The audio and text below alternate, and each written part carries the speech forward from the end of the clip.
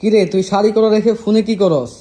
আরে শাড়ি করে টাকা ইনকাম করার দিন শেষ। এখন ঘরে বসে মোবাইলের মাধ্যমে 500 থেকে 1000 টাকা ইনকাম করা যায়। আরে কি বলস, ঘরে বসে? মাধ্যমে ঘরে বসে কোনো রকম টাকা ইনভেস্ট করা ছাড়া এখানে সাইন ইন করে তুই ডেইলি 500 থেকে 1000 টাকা ইনকাম করতে পারবি। এটা তো খুব দারুণ একটা আইডিয়া, কিন্তু টাকা আমি পাবো কিভাবে? আরে এটা তো খুবই ইজি। এখানে তুই 100 টাকা হলে তুই বিকাশ, নগদ, রকেট যে কোনো ব্যাংক অ্যাকাউন্টের মাধ্যমে তুই এটাকে উইথড্র করে নিতে পারবি। তাহলে আমি এই ওয়েবসাইটটা পাবো কিভাবে?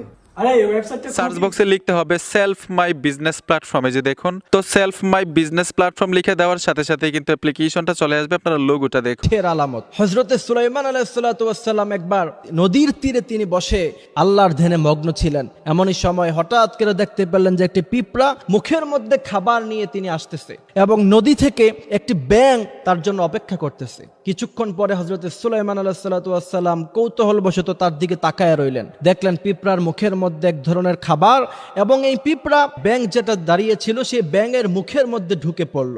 ব্যাঙটা হারিয়ে গেল। হযরতে সুলাইমান আলাইহিসসালাম দীর্ঘক্ষণ সেই ব্যাঙটার দিকে তাকিয়েছিলেন। হযরতে সুলাইমান আলাইহিসসালাম ভাবলেন এই ব্যাঙ হয়তো বা এই পিঁপড়াকে গিলে ফেলেছে, কিন্তু না, অবাক করার বিষয় হচ্ছে কিছুক্ষণ পরে সেই ব্যাঙ আবার তীরের মধ্যে ফিরে আসলো। হযরতে সুলাইমান আলাইহিসসালাম লক্ষ্য করে দেখলেন যে ব্যাঙের মুখ থেকে সে